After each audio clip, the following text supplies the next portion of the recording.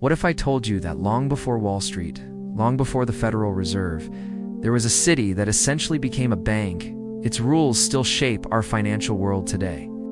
Venice, the floating city of canals, masks, and mystery, didn't just control Mediterranean commerce, it controlled credit, debt, and the very concept of money itself. In this city, money wasn't just currency, it was power, secrecy, and influence disguised as trade. And the story of Venice's rise, near collapse, and clever tricks is more than history yet. As a blueprint for understanding the financial systems that dominate our world today, to understand Venice's financial empire, we must step back to the 12th century. Venice was no ordinary city-state. Strategically perched at the crossroads of East and West, it had access to spices, silk, and treasures from Asia. But geography alone doesn't make an empire. What set Venice apart was its obsession with organization, contracts, and, most importantly, credit. The city was small, but its ambitions were enormous. The merchants wanted to trade far and wide without risking their entire wealth on a single voyage. These institutions didn't just hold money, they created it through a system that would later inspire modern banking. Venetians lent, borrowed, and issued notes backed not just by coins, but by trust in the city itself. Key figures emerged: merchant families like the Giustinianis and the Mocenegos, who controlled shipping, government, and finance. Venice wasn't just a city, it was a living ledger. In every citizenship, cargo manifested as a number on a balance sheet. But here's the twist. The very tools that made Venice powerful also planted the seeds of instability. In its earliest days, Venice operated on trust. Merchants pooled resources for trading expeditions, sharing both profit and risk. But as trade expanded, physical coins became cumbersome. Imagine crossing the Adriatic with sacks of gold for a single deal. It was slow, vulnerable, and inefficient. Venice innovated. The city began issuing Prestons, essentially state-backed promissory notes that could be traded like money. The government itself borrowed from citizens, promising repayment with interest. These notes weren't tied to gold or silver, they were tied to trust in Venice. Venice had become the bank, and citizens had become investors in a shared empire. By the 13th century, private families also offered credit, blurring the lines between merchant, banker, and politician.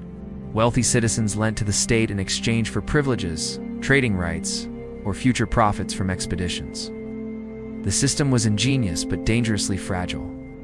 Venice's banking system fueled an era of unprecedented growth. With credit available, merchants could expand fleets, explore distant ports, and corner markets on spices, salt, and silk.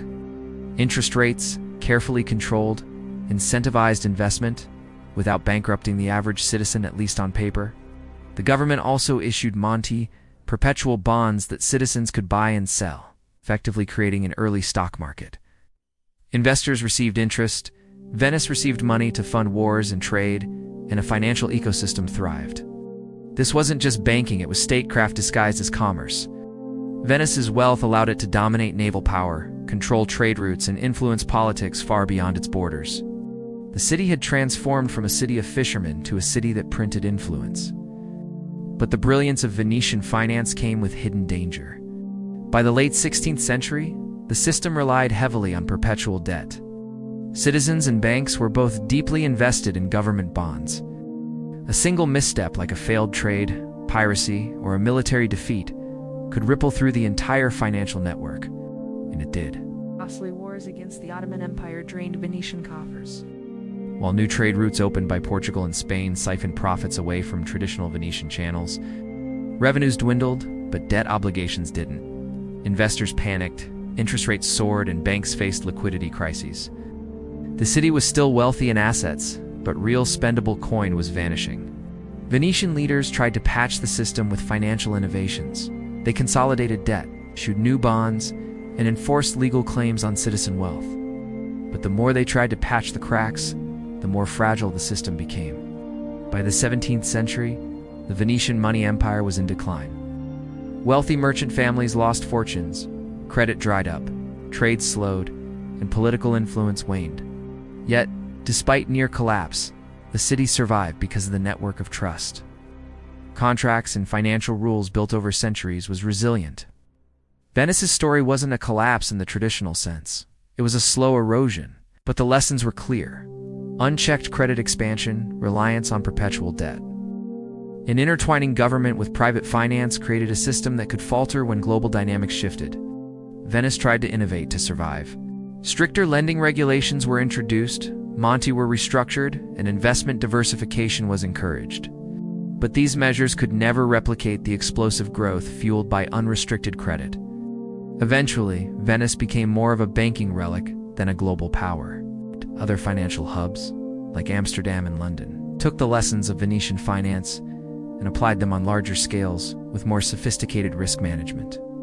In a sense, Venice was both a warning and a blueprint for the future. Fast forward to today, modern economies rely on credit in ways Venice pioneered. Central banks issue money backed by trust, not gold. Debt-to-GDP ratios in countries like the US exceed 120%, a modern echo of Venetian perpetual bonds. Private banks create money through fractional reserve lending, essentially lending money they don't fully have, just as Venetian families did with promissory notes. And just like Venice, a single disruption, financial panic, geopolitical shock, or trade war can cascade globally. The pattern is uncanny. Trust creates wealth. Wealth creates influence, and influence creates fragility. Venice was the first major example, and we are living with the consequences of the same principles on a global scale. There are three key takeaways from Venice's story. First, credit is power, not just money. Venice thrived because it turned trust into tradable value, showing how control over lending equals control over society. Second, debt can fuel growth and fragility simultaneously. Perpetual bonds and over-leveraged merchants demonstrate that financial expansion always carries hidden risk. Third, systems survive longer than individuals. Even as merchant families fell and Venice's political power waned, the financial innovations endured, influencing modern banking to this day. Venice's story is ultimately a warning. The very tools that create wealth and stability can also sow systemic fragility.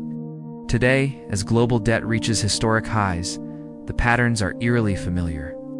Are we repeating Venetian mistakes on a planetary scale? Only time will tell. If you found this dive into Venice's financial empire as shocking as I did, hit like, subscribe, and ring the notification bell.